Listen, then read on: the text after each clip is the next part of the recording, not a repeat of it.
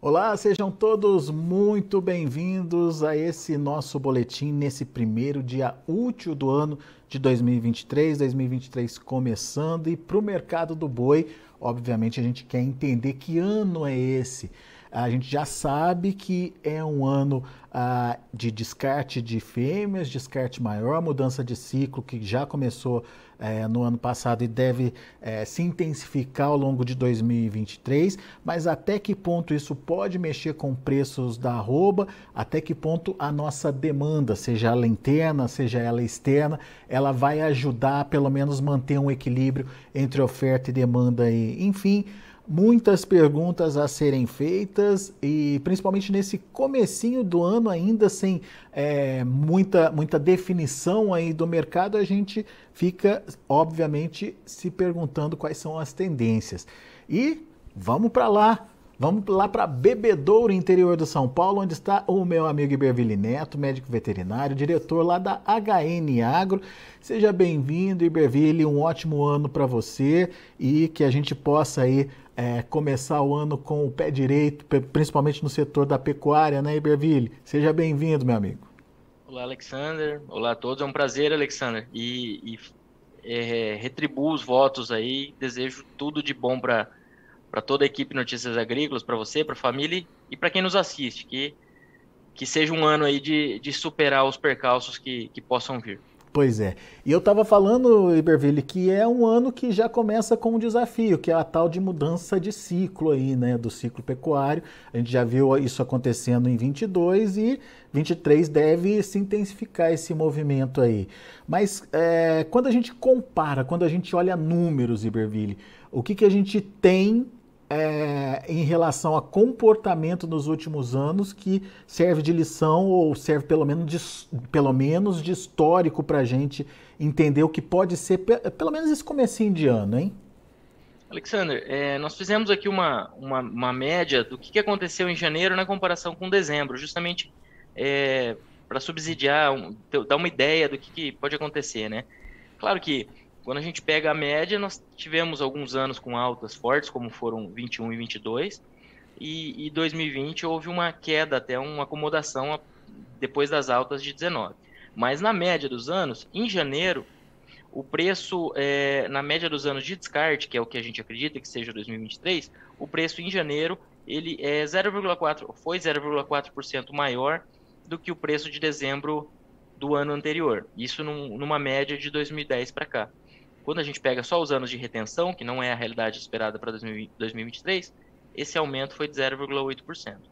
Quer dizer, em anos de retenção a gente tem praticamente o dobro aí de melhora de preço quando comparado em anos de descarte, certo? Comparando janeiro em relação a dezembro. Isso, isso. De maneira geral, as movimentações são relativamente tímidas, mas positivas em ambos os grupos e o dobro da alta, embora tímida, pro grupo de retenção, para os anos de retenção. Vamos traduzir isso em números. É óbvio que aqui a gente está fazendo contas, simulações, né, Iberville? Mas vamos tomar como base a média da arroba em dezembro. Quando a gente adiciona aí esse possível ganho em janeiro, a gente vai ter uma arroba que modifica muito, não? A gente já está falando de uma arroba aí próxima de 293,20, considerando que em dezembro a média foi 292. A gente ia estar com uma arroba de 293,20 pensando em média janeiro. Uhum. Isso livre de imposto, usando base e referência CPEA aqui. Uhum. Não é uma oscilação que vai mudar o rumo das coisas, pelo menos nesse primeiro momento, mas de qualquer forma é um ganho aí para o produtor se a história se repetir, certo? Isso, Alexandre. E aí a gente tem assim aquela ponderação de que como o mercado veio numa queda forte nos últimos meses, talvez isso influencie o que deve acontecer. Talvez o pecuarista, agora que o pasto chegou, ele segurando um pouco mais esse gado, e talvez isso colabore com um mercado mais firme, que talvez até um pouco mais firme do que seria essa média, né? A gente não acredita em um mercado explodindo em janeiro, não é o cenário esperado, mas pelo histórico, janeiro tem sido um ano de preços firmes nos últimos anos, na média, né? E E a gente também tem aquele efeito de que, por um lado, o escoamento de carne ele é fraco em janeiro. Nós temos exportações normalmente num ritmo mais lento, de olho nos Estados Unidos, né, porque os Estados Unidos aceleraram no começo do ano passado, a gente tem que acompanhar isso, mas de maneira geral as exportações no começo do ano são lentas, e no mercado doméstico a gente tem um cenário de contas, impostos que incidem nesse período. Então, escoamento costuma ser lento, só que paralelamente a oferta de gado também não é das maiores, porque o pecuarista está voltando de férias, voltando do final do ano, ele está com aquele gado na pastagem, que é um gado que não tem data de validade como tem o gado de confinamento, então ele é um gado que pode ser mantido ali engordando sem grandes problemas, a não ser, claro, ou a depender, claro, da necessidade de caixa do produtor, né? Mas se ele não tiver demanda por caixa, esse gado normalmente está numa situação bem confortável para ser retido. Meio que uma arroba dada, levando em conta esse equilíbrio aí entre oferta e demanda, esse equilíbrio acontecendo. Ô Iberville, mas vamos analisar um pouquinho mais, né? Entender um pouquinho mais da perspectiva para o ano de 2023. Quando a gente olha para esse ano, a gente tem que entender como deve ser a oferta e como deve ser a demanda.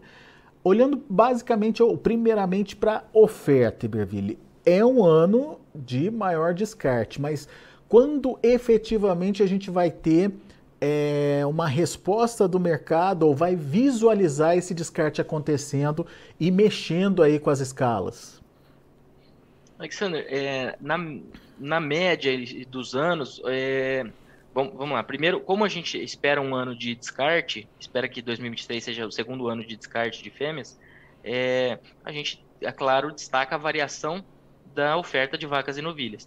E a oferta dessas categorias é mais pronunciada quando a gente distribui os abates de vacas e novilhas ao longo do ano. Eles se destacam em março e maio, na média. Por quê? Em março, devido à saída de fêmeas pós-estação de monta, diagnóstico de gestação e descarte, e em maio, pela chegada da seca, que na média dos anos ocorre nesse período. Então, em maio, normalmente a gente tem um aumento da oferta tanto de machos como de fêmeas, mas em março, essa oscilação ela é bem pronunciada para fêmeas. E a expectativa é de ter uma oferta maior que do ano passado dessas categorias, Iberville? A expectativa é de aumento, sim, Alexander. A gente deve ter mais um ano de aumento na participação e eu diria que de aumento no volume absoluto também de vacas e novilhas. Claro que esse ano, como nós já viemos de alguns anos retendo fêmeas, em 2022 foi observado um aumento da oferta de reposição. Essa reposição ela vai chegando ao mercado como animais terminados agora em 2023, uma parte dela, dependendo da velocidade do sistema, mas ela vai chegando e deve aumentar um pouco também a oferta de machos. Uhum. Então esse é um ponto a ser acompanhado também. Ao mesmo tempo que tem essas fêmeas participando mais das escalas de abate, tem os bezerros que viraram boi aí e começam a ser abatidos também, né? Isso, que os bezerros que nasceram aí no ano passado e dependendo no ano passado não, né? Nasceram nos últimos anos. No ano passado a gente teve uma oferta maior de bezerros desmamados já, e agora para 2023 esses bezerros, dependendo do sistema, já vão chegando aí à linha de abate, né? Outro ponto também são o bezerro que vai ser desmamado agora em 2023, uma curiosidade não, porque acaba influenciando a estratégia do produtor, mas em 2023 o bezerro que está sendo desmamado agora, ele é oriundo da estação de 2021, que teve o recorde de participação de inseminação artificial nas matrizes de corte. 26% das matrizes foram inseminadas. Por que eu estou misturando o assunto, né? Porque agora em 2023 o produtor deve encontrar produtos, bezerros com uma qualidade média muito interessante e na fase de baixa do ciclo, o que é um ponto interessante aí do ponto de vista de quem quer aumentar o estoque de arrobas. Claro, porque quando tem toda a conjuntura, mas pensando na pecuária. Só entendendo essa sua fala, quando você faz a inseminação, obviamente você seleciona mais esses animais. Por isso você fala de qualidade agora, é isso? Isso, Alexandre, porque a gente tem sempre touros de boa qualidade nos pastos, tudo isso também é visto, mas quando a gente pega média de touros que estão nas centrais e média de touros a campo, a diferença genética é muito expressiva, né? Porque os melhores touros tendem a ir para centrais. Então, quando a gente coloca um quarto das fêmeas em inseminação, e isso aí aumentou de maneira muito súbita nos últimos anos, com o investimento ocorrido ali entre 2019 e 2021, a gente vai ter uma qualidade média de bezerros nascidos em 2022, que já nasceram, né? Uhum. Uma qualidade média muito interessante, provavelmente muito superior à dos anos anteriores. E agora, em 2023, esses bezerros vão ser desmamados. Então, a gente está com uma safra de bezerro que deve ser, na média, a melhor já observada. Só E que isso influencia em produtividade de carne também, Iberville? aí tem o outro ponto, Alexandre. Eu não diria que de um ano para o outro isso seja a causa de um salto ou de algo assim que mude o mercado, né? Mas é mais pensando em oportunidade de aquisição de arrobas agora em 2023, pensando que elas também vão estar num preço provavelmente mais baixo, em valores reais. E aí outro ponto, pensando em produtividade que você comentou, como a gente está nesse cenário de preços mais depreciados, é, esses bezerros eles podem não estar tão bem tratados, né? Então talvez os bezerros não estejam nutricionalmente no maior capricho que poderia ser observado, mas levam uma genética muito boa. Então isso é um ponto aí que tem que ser observado. Trazer na média, esses bezerros para um estoque de arrobas, o produtor tende a tá colocando boa genética dentro da fazenda, aí dependendo do sistema, até a implantação de um sistema pensando em cria, né, uma coisa mais de longo prazo. Mas isso aqui eu estou falando porque quando a gente entra numa fase como 2023, 2022 também já foi o começo, é o melhor momento para aquisição de arrobas que vão se valorizar nos anos seguintes. Claro que depende do tempo que essa arroba vai ficar na propriedade, mas isso, na série histórica, gera potencial de ganhos muito interessantes, pensando nos anos seguintes. E com no ciclo pecuário. destaque para a qualidade, como você bem aí ponderou, por conta da forma como foram produzidos esses animais, né? Exatamente, Alexandre. Então, assim, quem quer trazer dinheiro de fora da pecuária para pecuária, e eu digo de fora porque quando está dentro, quando o dinheiro já está na pecuária, a relação de troca acaba oscilando, mas não oscila tanto. Bezerro sobe, boi sobe. Agora, aquele dinheiro que está em outra atividade e o produtor pensa em ampliar o seu estoque de arrobas ou alguém pensa em entrar na pecuária nesse momento, 2023 deve ser uma boa janela de aquisição de arrobas. E aí eu sempre faço a ressalva, né? A gente está num momento turbulento, fiscal, político, e tudo isso eu não estou ignorando, eu só estou pensando mais focado no ciclo e nas grandes oscilações de preços que a gente costuma ver aqui e em outros países. Boa. Muito bem. Então, já entendemos as oportunidades, mas vamos entender agora a questão da demanda, Iberville. Principalmente porque esse ajuste entre oferta e demanda que vai trazer o preço aí pro equilíbrio, né? Pro patamar de equilíbrio aí. O que a gente pode esperar da demanda? Vamos começar com demanda interna. O que você está vendo aí, principalmente nesse início de mês e início de novo governo, inclusive, né?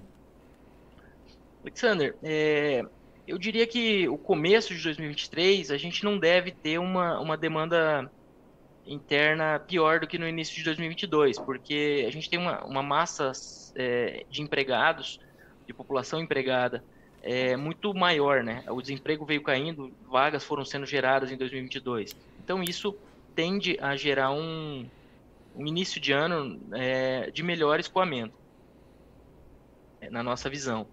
Só que, ao longo do ano, a gente tem que acompanhar muito de perto o que vai acontecer do ponto de vista fiscal, do ponto de vista de ações que forem sendo tomadas pelo novo governo. Então, essas questões fiscais todas, elas pressionam a inflação, elas pressionam, por sua vez, a taxa de juros.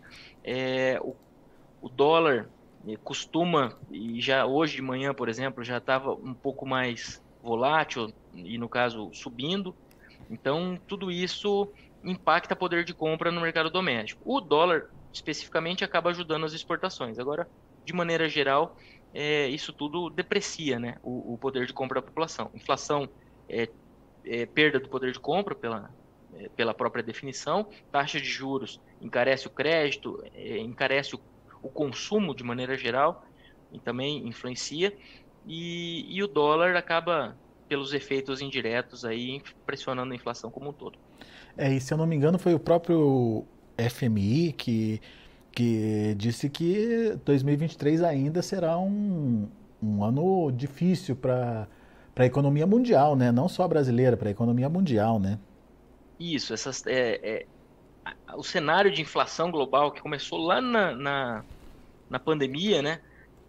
A pandemia quebrando as cadeias de suprimentos e acabou que os investimentos que foram feitos pelos diversos governos, né, em consumo, o dinheiro na veia, como se diz, né? E isso gerou inflação. O Brasil até se posicionou bem, ele começou a subir juros lá atrás. Só que agora a gente tem esse cenário que tem que ser acompanhado. Mas o mundo agora está subindo juros, inclusive a grande dúvida da economia é até quando e em que velocidade que esses juros vão subir, né? Então, isso acaba deteriorando a expectativa de crescimento posterior, né? Então, para controlar a inflação, as economias sobem os juros, os bancos centrais sobem os juros, o que tende a penalizar o crescimento nos anos seguintes. Então, essa de maneira geral, é a visão que a gente tem ouvido, e a nossa visão, né? Mas ouvido também de FMI, de Banco Mundial e assim por diante. Banco Mundial, isso mesmo. Ô Iberville, então levando em consideração esse cenário, enfim, que depende aí vamos ver como é que vai ser a condução da política econômica do novo governo para uma melhora de demanda interna. E esse cenário internacional ainda com risco de recessão, com risco de inflação aí, dá para contar com uma exportação mais ativa? E aí a gente liga justamente esse cenário fiscal turbulento a um possível dólar mais valorizado, Alexandre, o que beneficia as exportações. Só que, e no mercado internacional, a gente tem China tateando uma retomada mais vigorosa da economia, que é bom para a gente, uma vez que é o nosso maior cliente. A gente tem Estados Unidos com queda a projeção é de redução nos abates para 2023, a projeção do USDA, e eles também, por terem elevado a taxa de juros nos últimos anos, eles estão com o dólar relativamente valorizado frente a outras moedas. E o dólar valorizado lá depõe contra as exportações deles e barateia para eles comprarem carne de outros países, incluindo o Brasil.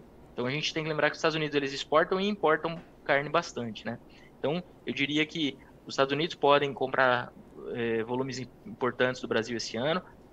A gente tem que lembrar que a gente participa de cotas, né? Então, se a gente conseguir acessar outras cotas dentro do mercado americano, seria ótimo. Se não, agora no final do ano de 2022, a gente estava exportando mesmo fora da cota já. Então, seria um ponto positivo. Do ponto de vista tanto de cliente como de competidor, né? Um competidor que não vai estar forte e possível cliente. Outro competidor que eu diria que merece uma atenção é a Austrália, que deve ter mais um ano de aumento nos abates. Vai ser o segundo ano consecutivo de aumento nos abates, segundo o USDA. Mas ainda, fora 21, 22 e 23, vai ser o pior, fora 21 e 22, vai ser o pior abate dos últimos 38 anos ainda. Então eles estão aumentando a oferta, mas ainda estão com uma oferta que não é historicamente grande. Então, devem aumentar a exportação, mas não diria que vão ter volumes aí para competir, ou pelo menos para incomodar muito a nossa exportação, que em linhas gerais deve seguir boa. O Departamento de Agricultura dos Estados Unidos fala de um aumento de 0,8% nos embarques do Brasil para todos os destinos, e lembrando que a gente está falando de um aumento sobre 2022, que foi recorde, né? Tanto de volume como faturamento. Os dados fechados ainda vão sair agora à tarde, mas até novembro nós já tínhamos confirmado esses recordes. Pois é.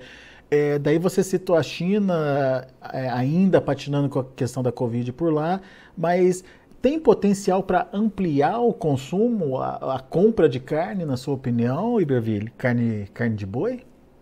Alexander, eles não consomem tanta carne bovina assim, né? E eu diria que tem sim um espaço, ainda mais quando a gente considera que eles vieram em lockdown nos últimos meses, né? Faz muito tempo que eles trabalharam ali praticamente em lockdown e, e a carne bovina ela é muito consumida, a característica de consumo de carne bovina na China ela é muito mais fora do domicílio.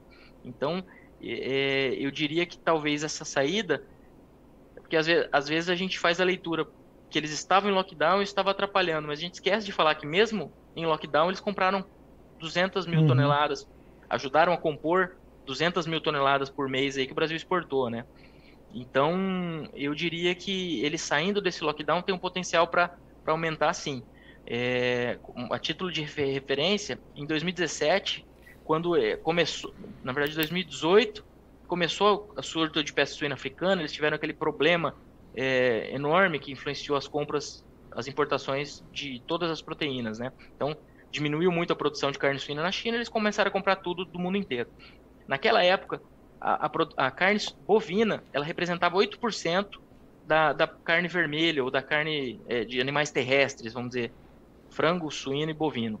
8% da carne consumida na China era carne bovina. Agora, né, a projeção, agora eu não lembro se 2022 ou 2023, eu não sei a referência exatamente dessa conta que eu fiz, está em 13%. Então a gente teve um aumento no consumo dentro da realidade dos chineses, sabe? Eles têm aumentado e têm gostado da nossa carne. Ainda assim, o consumo total ali, o consumo per capita do chinês de carne bovina é na casa de 7, 8 quilos por habitante ano, É dependendo da baixo, né? fonte. É É. baixo, ainda tem potencial, considerando toda a urbanização que tem ocorrido no país, aumento de renda, porque não é um país, na média, rico, né? E assim por diante. Então eu diria que tem espaço sim. A gente não está falando de saltos mais, né? Na nossa visão, a gente deve ter um aumento consistente de longo prazo, mas sem esses saltos, porque esses saltos eles vieram em decorrência de 20 milhões de toneladas de carne suína que saíram do mercado do dia para a noite. Muito bem. Tem potencial de continuidade de consumo e de ampliação desse consumo chinês. Precisa ver como que vai ficar a economia chinesa e principalmente como que eles vão sair dessa pandemia aí, principalmente a necessidade de compra que virá a partir de agora. E tem Estados Unidos que precisa ficar no nosso radar, como bem trouxe aí o Iberville. Estados Unidos está num momento de baixa oferta por lá, eles vão depender de importar carne e o Brasil tem se mostrado um parceiro importante aí, pelo menos foi o que aconteceu aí no ano passado. Tem a Austrália voltando para o mercado, no entanto, ainda mais nichada do que nunca, né, Iberville? Atendendo a nichos mesmo de mercado, sem fazer uma concorrência direta aí com o tipo de carne que o Brasil produz e exporta, ou costuma exportar. E tem algum alerta para o produtor? O que o produtor precisa ficar atento aí para 2023? Seja ele em relação a mercados, seja ele em relação a custos de produção, seja ele em relação a oportunidades de negócios? Alexander, eu acho que deixa eu só fazer um parêntese que não haja um mal entendido no que eu falei, não as suas ponderações estão perfeitas. Mas quando a gente fala da China, eu estou falando aqui, essas nossas expectativas são de médio prazo. Para esse ano, o Departamento de Agricultura dos Estados Unidos até fala de um pequeno ajuste negativo nas importações Ah, da é? China, tá? Hum. Esse viés aqui, a gente está falando de consumo doméstico e não necessariamente de compras externas da Para China. 2023, ok. Isso, eles fazem até um pequeno ajuste negativo, com um pequeno aumento de produção, que eles também não têm grande potencial para seguir. Agora, pensando em oportunidades para 2023 e desafios e pontos de atenção, Alexandre, eu acho que a questão do milho na América do Sul, aqui na Argentina, é algo que merece bastante atenção, né? O Laninha. Mais adiante, a gente está falando quando eu falo de milho na Argentina, eu estou pensando numa possível quebra, ou provável quebra, que ainda não foi colocada nos relatórios de USDA, que ainda fala de 55 milhões de toneladas para a Argentina. E isso pode dar força para os preços do milho, consequentemente afetar a relação de troca. Depois, pensando no segundo semestre, a gente está falando já de El Niño de novo, mas aí tem muita água para rolar, muita coisa para ser acompanhada, em que época isso vai chegar a tempo ou não de impactar a produção. E pensando na pecuária, nos preços de venda, eu diria que, no cenário de venda, eu diria que para o segundo semestre, um ponto de atenção para o produtor é que talvez, pelo termo que foi feito em bastante volume em 2022, talvez o produtor tenha ainda mais interesse em fazer esse termo em 2023, tá? Por quê? Porque teve produtor que tentou vender esse gado e via escalas para 15, 20 dias e, em alguns casos, precisou colocar boiada sem preço na escala, tá? Então, isso em decorrência de um cenário de um pouco maior oferta, mas também influenciado pelo termo. Então, o termo também teve esse efeito. E aí, na nossa visão, isso deve retroalimentar o interesse pelo termo. Então, apesar do termo ter sido um dos problemas da precificação do boi esse ano, a tendência é que o pecuarista que não fez se interesse por fazer nesse próximo ano. E aí deixa um cenário ainda mais arriscado para quem não pensa em fazer, né, o termo. E aí eu estou falando o termo ou travar via bolsa, né? As duas oportunidades são válidas. Lembrando que o termo tem a vantagem da escala e a bolsa a vantagem de você fazer e desfazer a operação do jeito que você achar melhor, né? Perfeito. Muito bom, belas dicas. Iberville, meu amigo, obrigado mais uma vez por estar aqui com a gente, por nos atender nesse primeiro dia útil do ano aí. E a gente renova essa nossa conversa aí à medida que o mercado vai avançando, que as coisas vão acontecendo e que vão se clareando também as oportunidades aí para a pecuária brasileira. Obrigado por enquanto por nos ajudar a dar esse pontapé inicial no ano. Obrigado, Alexander. É um prazer. Contem conosco agora em 2023. Um abraço. Valeu, abraço para você. Tá aí Iberville Neto, lá da HN Agro, trazendo informações do mercado aqui pra gente, mercado do boi, que começa efetivamente a se desenrolar nessa segunda-feira, 2 de janeiro de 2023. Daqui a pouco a gente volta com mais informações e outros destaques, mas antes vamos ver como é que tá a B3, a gente já tem movimentação na B3? Muito pouca, movimentação fraca por lá também. Fevereiro, R$ 290, com queda de 0,43%, os demais vencimentos sem negociação. O indicador CPE encerrou a última sexta-feira, dia 29, a R$ 286,85, com uma queda de 0,55%.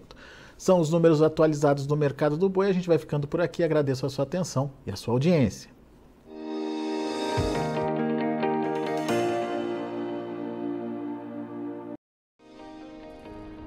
Se inscreva em nossas mídias sociais, no Facebook Notícias Agrícolas, no Instagram @Notícias Agrícolas e no nosso Twitter @Notiagre. E para não perder nenhum vídeo, não se esqueça de nos acompanhar no YouTube e na Twitch, Notícias Agrícolas Oficial.